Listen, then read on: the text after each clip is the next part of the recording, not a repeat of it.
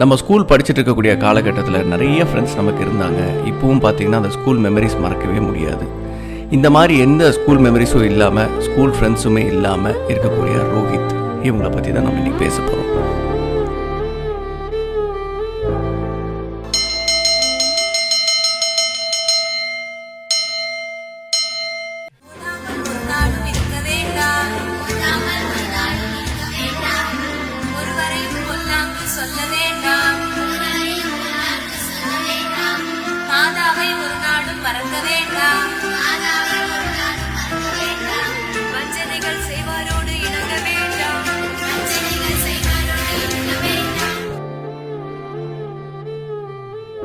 இந்த மாதிரி ரோஹித்தும் எல்லா மாணவர்கள் கூட சேர்ந்து ஸ்கூலில் படிச்சிருக்க வேண்டியது.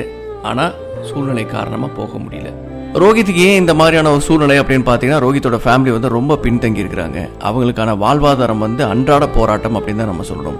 இந்த போராட்டத்துக்கு வேண்டி என்ன பண்ணுறாங்க, ஊராக போய் அங்கே கிடைக்கக்கூடிய வேலைகளை செஞ்சு அது மூலிமா வரக்கூடிய அந்த பணத்தை வச்சு அவங்களோட குடும்பத்தை நடத்துகிறாங்க.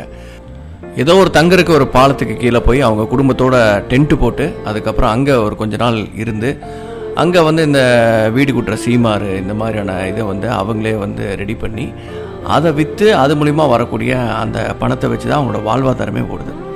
இப்படியாப்பட்ட இருக்கக்கூடிய இந்த குடும்பத்தில் ரோஹித் என்ன பண்ண முடியும்?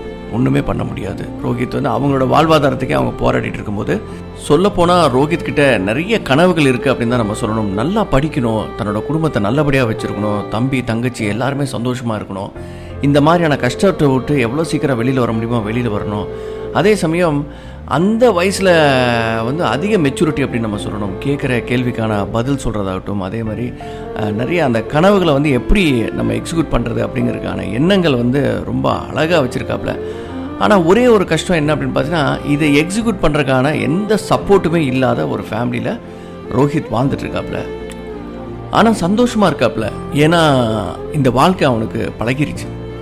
இதை விட்டு அவனுக்கு எப்படி அடுத்த கட்டத்துக்கு வெளியில் வருது, எப்படி ஒரு நார்மலாக எல்லாரும் மாதிரி ஒரு ஸ்கூலுக்கு போய் அதை படிக்கிறது, எப்படி இதுலேருந்து அடுத்த கட்டத்துக்கு வெளியில் வருது சுத்தமாக தெரியல.